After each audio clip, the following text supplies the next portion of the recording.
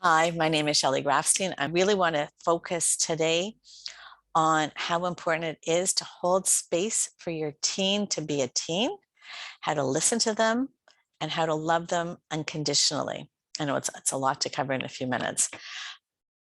Our kids are going through crazy challenges that we never dreamt possible when we were growing up. I keep saying to my kids that the last 2 years, the whole world has changed. Everything I believed in, loved, has been turned upside down. And I, as a 60-year-old, 60-plus-year-old, I am having trouble coping. So that much more our teens who don't have life experience to draw on, who don't have the skills that we have, are having a very difficult time.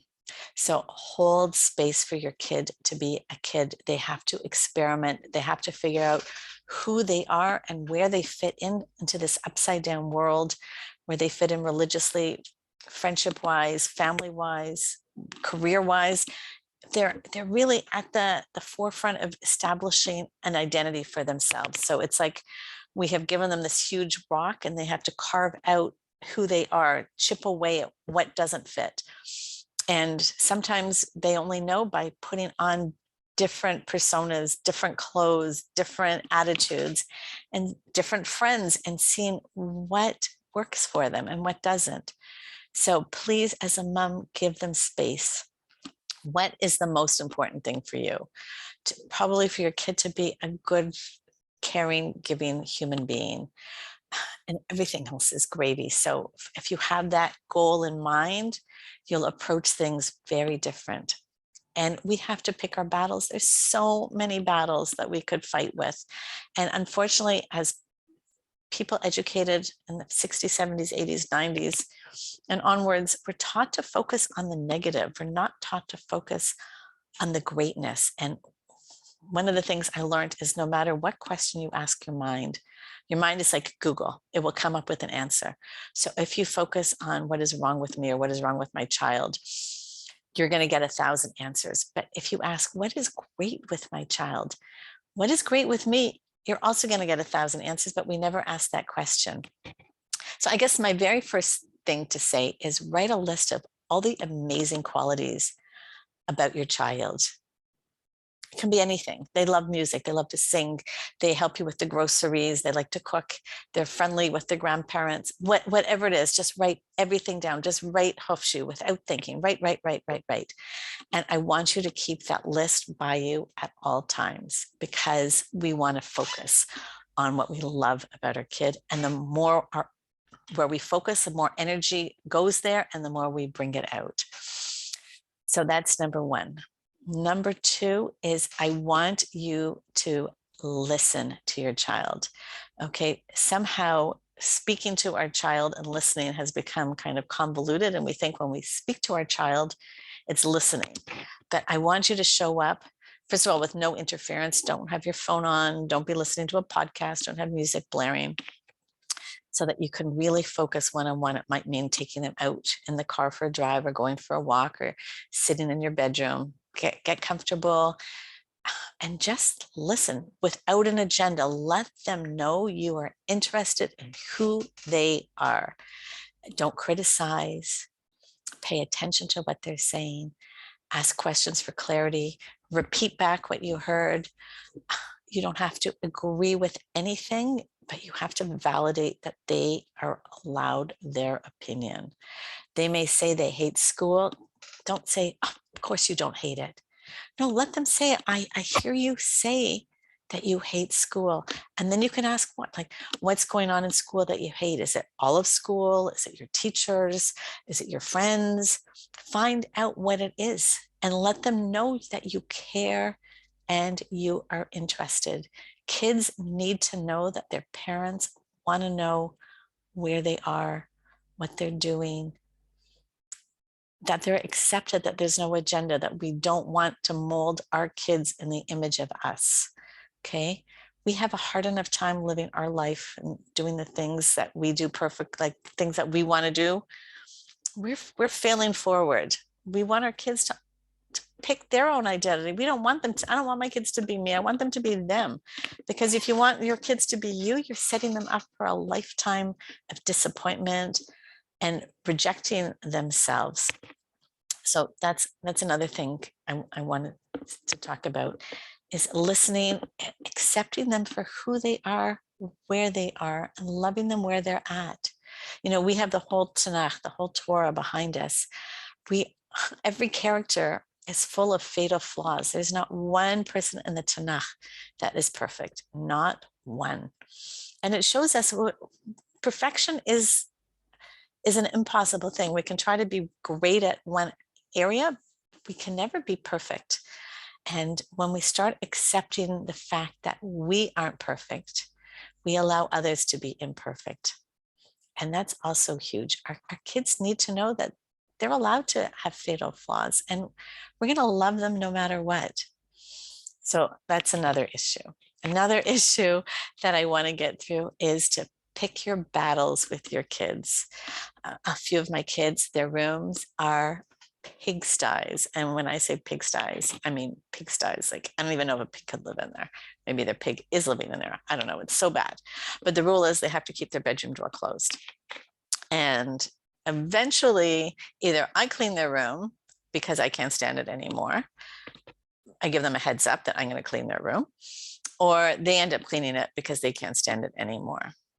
And it works for us. It works fine. They don't have the pressure of having to do something that they don't see any value of. My son says, why should I make my bed? It gets dirty, like it gets messy every morning. Like, why? So he doesn't make his bed, and that's fine. I have another son whose bed is made perfectly, and that's fine. It works for him. Let them figure out what works, as long as it doesn't cross your boundary of they are not a nice person anymore. Okay. And just love. You can never go wrong with unconditional love. And unconditional love doesn't mean there's no boundaries, there's no discipline, there's no discussion. It just means you love them. I'm repeating myself, but it's so important that you love them where they are now, fatal flaws and all. They need to know that if they make a mistake, and a big mistake, that they're not going to get kicked out of the home, that they can come to you no matter what happens. Okay. And we all hope that our kids will come to us when they make a mistake and they need our help, our guidance, our shoulder to cry on. But they won't come to us if we've been judging them all along and we've been criticizing who they are. And they're not going to come if we are going to tell them, I told you so. You shouldn't have hung out with her. You shouldn't have done this. You were wrong to do that. Every time we do that, we close the door, we lock it, we put a nail in the door, another nail, another nail. And if your door to your heart or your relationship with your child is nailed shut, don't give up. You can pull out each nail. Okay, you pull out each nail, and it's not ever by changing your child and telling your child what they're doing wrong. It's by turning the tables and looking at us. How can I show up better? Where am I falling short? And how can I improve myself? And there's a million courses free online. There's a million professionals that will give you a half an hour free advice. There's phenomenal books to buy. There is so much self-improvement available. And I advise each and every one of us to grab a self-improvement book in any area, whether it's to be a better listener, to love yourself more. Byron Katie, the work is beyond incredible. Choose something that speaks to you and start learning it and applying it. And when we show up with a different energy, with a different mindset, with a mindset of, I love you with all my heart, if they pick up on the energy versus, I'm mad that you didn't do this. I'm mad I got a call from the teacher. What did you do wrong today? As opposed to, I got a call from your teacher. Let's talk about it. I've gone to bat for my kids. My kid was suspended from school, and I got on the phone with the principal.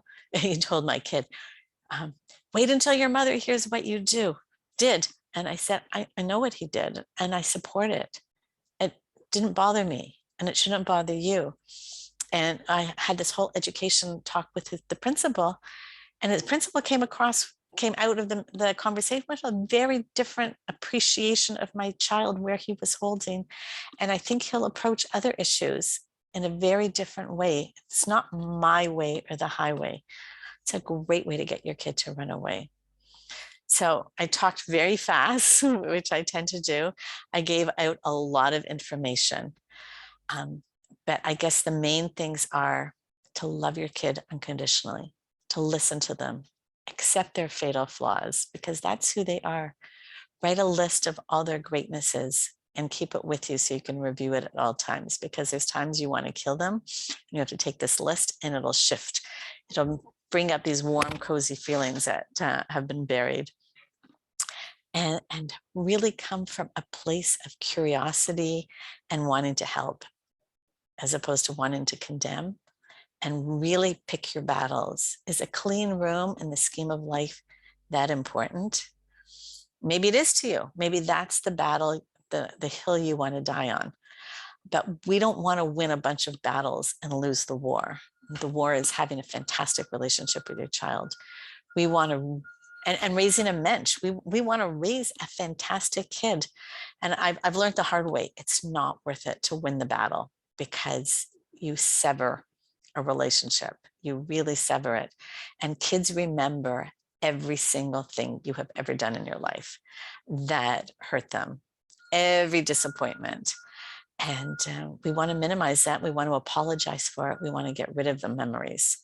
And we do that by talking about it, by apologizing, by showing up different, and valuing every minute we have with their kid, valuing our relationship and loving them.